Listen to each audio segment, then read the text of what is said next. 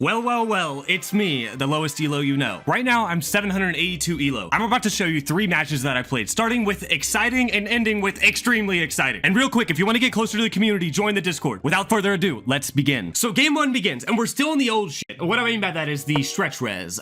For some people don't see it. Some people never have seen the stretch res, and they're asking what you're even talking about. Other people have seen it. I don't get it. I just produce it the same way, but I will be on the new software soon enough. I'm kind of skipping past the beginning because it's Karo Khan. It's how I normally play. I don't know if this is the proper way to play. I always end up with this, not always, but most of the time when it develops normally in the normal way I do, I end up with this little formation with this trio here, the 2 pawns and the bishop. I really love having the bishop here. Obviously guarded by the knight right now, but if that were to leave, I love the bishop here with this random pawn. I also push up this pawn because of this bishop to come out. I don't know if this is right. I should probably look up the right way because I'm getting into a habit of this becoming the norm, and I don't know if this is good for black or not. Anyways, we continue on with normal development. He brings out the bishop, we bring out the knight, he castles, we push up the knight into this little protected spot. I love this little pocket. He does not elect to take it, instead back it up with the bishop, which kind of ruins our plans here. We just develop our bishop just to get it out so we're able to castle, and we do castle. Now he brings out the queen also as an extra attacker. We kind of have trouble here, and we can never really take with the bishop, I don't think. We take with the pawn, see what he's gonna do. He takes back with the knight, and we don't even worry about the knight. We just develop our own queen, if you can even call bringing the queen out developing. We bring the queen out. He takes our bishop, we take back with the queen, he brings out a bishop, and we go ahead and develop our knight. So we have all our minor pieces out, thankfully. I mean, that's really the goal, ideally, in every opening that I do, at least. He's bringing out 2 pawns, getting suspicious. I'm suspecting this coming, I think, is I don't know the right move, but that's what I'm suspecting is coming. I'm gonna have to move this queen somewhere. And my idea is to reroute it over here and then somehow work this bishop in to something. I don't know yet, but we bring it over here and put it somewhere near this bishop. Obviously not right away because of this knight and his bishop is all covering, but just have it there for future usage. He surprises me though, and instead goes with this play here. He wants to be able to take with a discovered attack. And then where would I put the queen? Because then he can just take the knight with the rook. But we decide to move the knight out to avoid if he takes, we can just move the queen out of the way somewhere, and we do not have to worry about the knight being under attack and trying to defend it. So we get the knight out of the way. He goes in and does take, and then we just take the pawn back. It's no problem. He now takes our knight, we take the knight, and then he pushes out a random pawn. And now we're initiating our little plan over here with somehow coordinating with the bishop. And my actual plan that I've hashed out at this point is to go here, bring the bishop here, and then mate. It's a pretty obvious plan, I'll be honest with you, even at, for this rate. He's a 570. Hey, I can't control who chess.com pairs me with, okay? So even though he is a 570, it still is a pretty obvious plan, but I still just want to put the pressure on him because I feel like people blunder under pressure. I mean, when I play a bullet game, that's what happens to me. I fold. I throw every single piece I have because I'm under pressure. So I like the idea we have behind it, at least. It has a good rational idea. And why he brought the rook down, I thought about for not a whole minute. Let's see, 20 seconds. Even though I already knew I was going to do this, thought about for 20 seconds why the hell he brought that there. If you could let me know, your guess is as good as mine. I have no idea why he brought the rook down one spot. Yeah, I cannot figure it out, but it's fine. He now doubles up the rooks. We bring the bishop here. Very clear what our intentions are now. This is where it starts to get obvious, even for the 570. And of course, he sees it with the queen. He goes ahead and blocks that whole plan. Mind you, now my bishop is hanging as well. It's important to note that. So we bring the bishop back, now attacking the queen, which was, I would like to say, is a golden move here. This move is beautiful in my opinion, because we have the bishop that can't be attacked by anything else but the queen, and our queen's defending that bishop, and now the queen has to move and we can take the rook. So in pure 570 ELO fashion, he takes the free pawn. I guess that would be in any rank fashion. We did hang a pawn, whoopsie. But that's fine, we get it to go ahead and take the rook in exchange for a bishop. He takes back. Now we push up a random pawn because not always, I've been checkmated in the past when there's 3 pawns here. I don't like it. I like the escape square. I figured it was a good time to just play a passive move, let him decide what he wants to do. I guess this pawn is under attack. I could have probably, defended that instead of doing whatever this dumbass shit is over here, but it's fine. I don't hate it. He now takes that with his, oh, see, I couldn't even defend it anyways. Okay, I am smart, whatever. So he takes it with his bishop, he takes the free pawn, and now we go ahead and attack his rook. Mind you, we attack this rook because if he were to move the rook anywhere, let's say here, or let's say he wants to progress his pawn, he goes here and takes back, we can move this rook up and it's checkmate.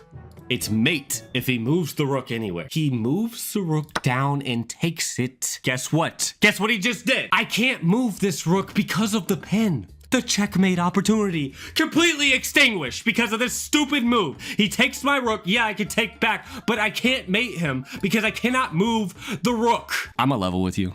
I've done this once before. Give me an Oscar, because your boy ain't stupid. He's a fucking...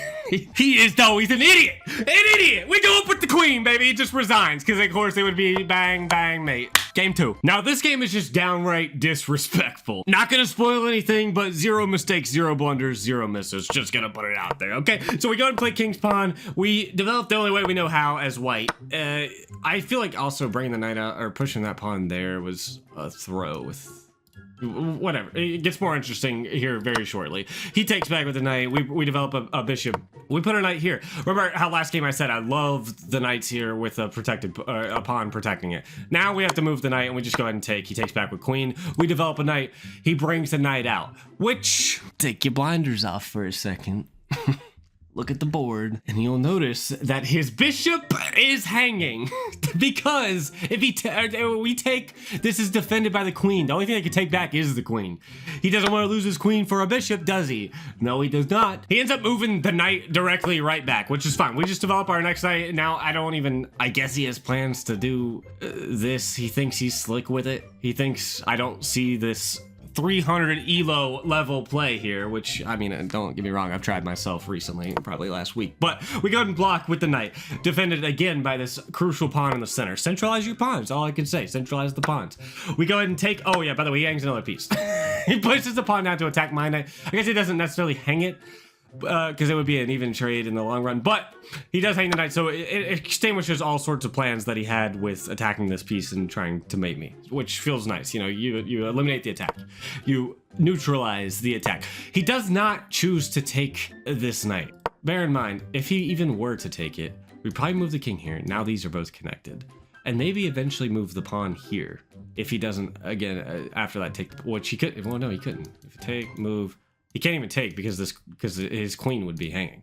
So regardless, we would connect the rook the bishop and the queen here if he even were to take. He does not end up taking. We go ahead and move the bishop up here. And you're wondering why it's up here. A lone straggler it is. Because the queen could take it if he were to ever take this at some point.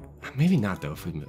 I don't know, but I just felt like it was under fire. So we move it out out from downrange, and he moves a bishop out here. We go ahead and move a queen over to again connect them. At this point, we do want to connect them. We're also looking at ways to potentially check and then force either the queen to take or the king to move, and we take the queen. So I love what we're doing here. We have a beautiful game plan. He castles to eliminate that sort of idea until he doesn't, though, because we can check right here, and we do check, exposing an attack on the king or on the queen, but the king moves down and protects.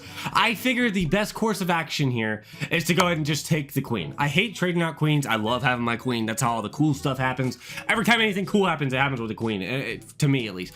So he's forced to take back, and then we go ahead and just castle and start, bringing more pieces out. The late game pieces, the rooks out. He goes back to attack the knight. We just defend it with our bishop. He drops down a pawn. We go up and check him. I'm loving this completely. I don't know. There's not a lot of squares that king can move or what he can do in this position. We're also up 7 material. That helps as well. This is, again, I said downright disrespectful. Did I not? I prefaced it the right way. We push up a pawn protected by our bishop. Check the king again. The king moves. Check. The king moves. Check. The king moves. We don't check though. We don't check here. We move this piece just to bumfuck because there's nowhere else it can really go. Like here, it's just gonna die. And here it would get in our way of what we're actually trying to do, which is bring this other rook out. Now you can see where his chances are going from slim to none very quickly. He moves a random pawn. We go here. And the reason we go here, and you could probably already see how this is problematic for him. And if you can't, here's the answer. This horse is watching here. You have to think about where the king is, by the way. I don't know if you guys have ever played chess. You gotta think about where the king is and where he can and cannot go. He can't go here. This pawn's here, he can't go here. This rook's here, he can't go here. He can't go here because of this diagonal. And he can't go here because of this rook here. I move this up here to make it even more disrespectful than it already is. Because if he takes, we move our rook over here. Now where can he go? I'll spare you the details. He doesn't end up taking, pushes a random pawn, and we just do the same exact move anyways. As long as there's a piece here, he's getting mated. Disrespect! If I come off cocky or rude, it's because I am. No, I'm kidding. It's because I'm low elo and don't know what I don't know when I win. It excites me. I talk to high elo players and they're like, great game, man. You did your best. You tried hard. Like, that was, honestly, that was a great move right there. Meanwhile, me being at 758, I'm talking out my ass like, anybody can get these hands. Now, game 3 is special, not just because it's the most entertaining game, but also because I'm playing a member that is in my Discord. If you want a chance to play me or a chance to be in a video, join the Discord. We're playing as black, and I will skip through because it eventually becomes the mirror game, I guess is what, I don't know exactly what it's called, but you see how it basically looks like a reflection. The reflection game? Hell, I don't know. He goes out and brings out the bishop. We bring out our own bishop to pin his knight. He castles, unpins. We take the knight because we realize it's trouble if we just leave that bastard up there, so he takes back. We go ahead and move the bishop in the spot that I was talking about earlier. I love this pawn here with a minor piece here, whether it be a knight or a bishop. I do prefer bishop, so it's kind of risky throwing him out to the wolves, but he is out there with the defended piece. Now he brings down a knight. I'm not that concerned. We go ahead and castle, and now I am concerned. Because what do we do here? The primary issue being that, let's say he takes knight, we take back with the pawn, he takes our pawn, attacking the rook. First of all, he just won a pawn, but also he's attacking the rook and cramming all our shit, ruining this pawn structure, everything else. So it looks like trouble. And if I go here, I don't even want to think about the implications of if he moves this knight and my queen's under attack. I mean, we go up here, he takes. Now what? We can't take because it's defended. We can't take with the pawn because he takes the queen. I mean, there's not a lot of good moves here. And let me show you an even worse one than you probably thought of in your head. It's moving the knight here. Yeah, it's you know, it's a hard knock life. We think of some crazy off the wall things. There's a plan for this knight though, don't worry. And I had it in my head when I made the move. I'm like, if I do move the knight here, where could it possibly go? And I got the plan for it all along. Don't even worry about it. He pushes, decides to attack my bishop, and we bring it back. We were gonna bring it here, but then I was like, all right, this just follows, and now we're just gonna make 2 moves. There's no point. Might as well just bring it all the way back. But I do like keeping the bishops, and I'm upset because after I moved it, I realized this knight can take it. Thankfully, does not. He brings down the queen, and we go ahead and push up the pawn to attack this bishop. So now we're, you know, even sort of trade, I guess you could say. I think. Attack, take. Yeah, well, whatever. We're attacking the bishop. We're attacking him back. Doesn't matter. He now defends. A blunder. A measly blunder. We're happy to take. We go ahead and do. He takes back. Now we move our bishop out of the way. Again, don't want it taken. Move it out of the way of the knight here. He brings out a rook for whatever reason, and this is the plan for our knight. It's very short-lived, though, because he takes with his knight. But we wanted to have the knight with the defended square. It's fine, though. It's fine. We just take back. He pushes a pawn. We bring back our bishop now, because this, in my opinion, is a better square. First of all, it's defended. Second of all, it's just basically, I think, the longest diagonal that this light square bishop can be on. Also attacking the rook at the top. He moves his bishop down to attack this straggling pawn, and I find what I'm gonna assume is the best move. It's a good move, if I do say so myself. Go ahead and judge for yourself, but for myself, this is a good move. We go here, and first of all, these two are playing touch butt with each other, just hanging out. They're never gonna move, and here's why they're never gonna move. First of all the pawns that can attack it are either passed or deleted. Secondly, there's no other minor pieces that can take. The light square bishop's gone. We have a dark square bishop that can never touch either of these two light square pieces. And what's he gonna do ever? Take it with the rook?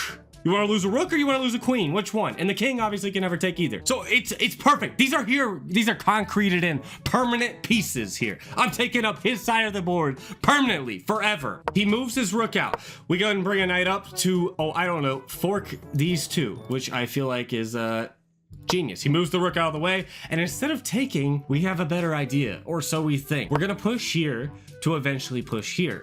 He thwarts the plan by doing whatever this is, and we push up, thinking that we can eventually trap his bishop. He moves the bishop back, and we go here. Obvious mistake. We thought if he takes, We push here, the bishop's trapped, we can take the pawn. That was the idea. It's so clear to me now. I swear when you watch the game back, you're like, what am I doing? This is one of those, or you know, sometimes you think that. This is definitely one of those moments where you're thinking that. Because he takes, we push up, oh, and the bishop just drops here. We do take back the pawn though. He comes down with a genius move. I wouldn't say genius, but the queen is almost trapped. I mean, can't go here because of this, you know, this is taken.